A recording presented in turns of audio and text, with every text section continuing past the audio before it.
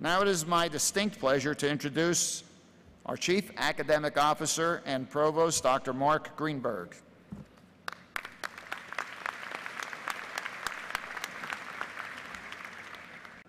Good afternoon. Thank you, and congratulations to the families and the graduates who are here with us today. You know, graduation is a bittersweet time for those of us who have dedicated our lives to working with the exceptional students that come to this university. On the one hand, we are delighted for your achievements. That's why we call this ceremony commencement. It's a beginning, not an ending. On the other hand, we're sorry to see you leave. We know other students will be coming in, but as Drexel has made its mark on you, you also have made your mark on Drexel. A Drexel education, we like to say, is about experiencing learning. It isn't simply hearing or seeing, it's about doing. We're very proud of the nature of that education. And so, on behalf of all of our faculty members and all of my colleagues in academic administration, we certainly congratulate you on your achievements, but we want you to know that we're going to miss you as well. You're entering a very difficult world. It's been described as the worst economic condition since the Great Depression.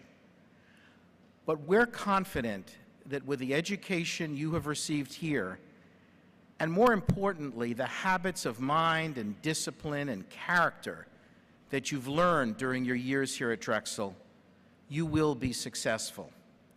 I'm reminded of a remark, a saying that George Washington was extremely fond of. It comes from the Latin poet Cato. And Washington was being encouraged by his troops to lay out a game plan that was going to lead to success. And he said to them, "Colleagues, 'tis not in mortals to command success, but we'll do more. We'll deserve it." So that as you enter your lives and your careers, know that you cannot command success to happen to you. You can do something better. And that's part of what we've taught you for all these years. You can deserve it. In honor of his commitment to entrepreneurship in the life sciences and his service to the university, Drexel is proud to confer upon Richard E. Caruso the degree of Doctor of Biomedical Engineering honoris causa.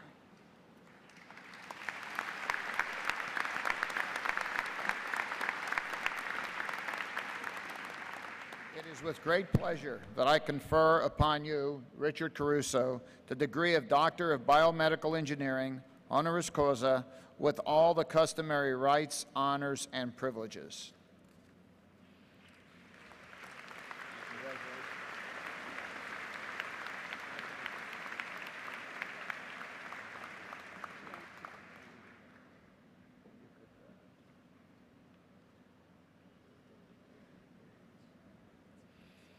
Dr. Caruso, I invite you to share your remarks with us.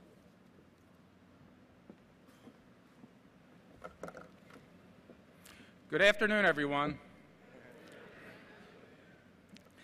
Thank you, Dr. Honorel, for your kind introduction. However, you should know, if I had told you about all the obstacles over the years in my path to get to where I am today, it would have taken you at least another hour to introduce me. I am very proud to be here today with so many talented, impressive, and inspiring individuals educated at Drexel University in the greater Philadelphia region.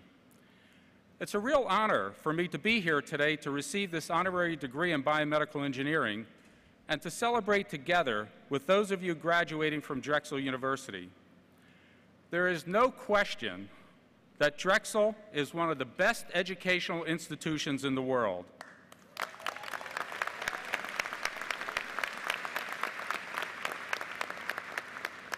To graduate from the School of Biomedical Engineering, the College of Engineering and the College of Information Science and Technology is not easy. It is difficult. And indeed, it's a major accomplishment, and each of you should be very, very proud of yourself.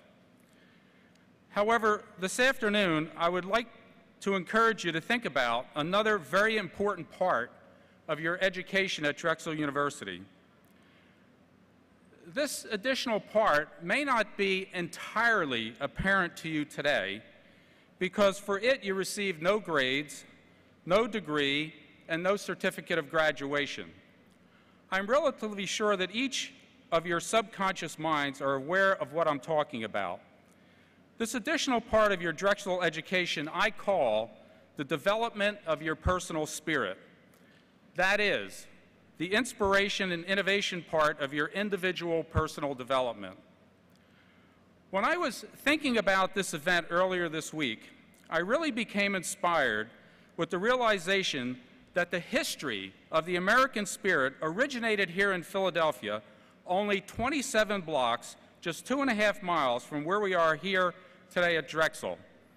On July 4th, 1776, 232 years and 344 days ago, at Independence Hall, the founding fathers of the United States adopted the Declaration of Independence.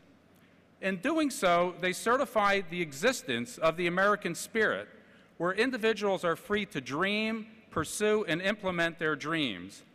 They referred to this as life, liberty, and the pursuit of happiness. For those of us who experience much of our personal development in the United States, we inherited this spirit from those before us who inherited from our founding fathers. We, as individuals who now have the experience, are responsible for keeping the spirit of the United States alive and improving it so we can pass it on to those who follow us and to the rest of the world.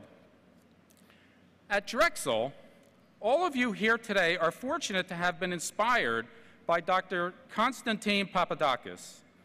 In my mind, with his Greek heritage, his innovative spirit and inspiration is the same as that of the founding fathers of the United States, many of whom also came from foreign countries.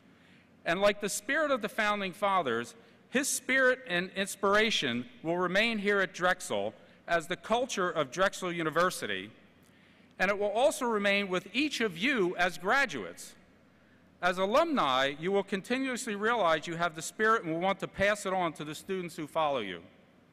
At Drexel, a large part of your education involves your personal development. This includes inspiring your personal innovation, that is, encouraging you to think outside the box. It also involves coming up with your self-defined dreams and ideas and being mentored by Drexel faculty and associates in pursuing them. Additionally, it involves your providing mentoring help to those who want your inspiration and advice. Now, when you go out into the world at large, and especially in this economic environment, the course of your continuing life journey is not entirely apparent to you, and you cannot use MapQuest to better plan your life journey on roads that do not exist. When you were born, there was no navigation instructions or plan for your life. I am sure that each of you today understands that you need to plan your life journey for yourself.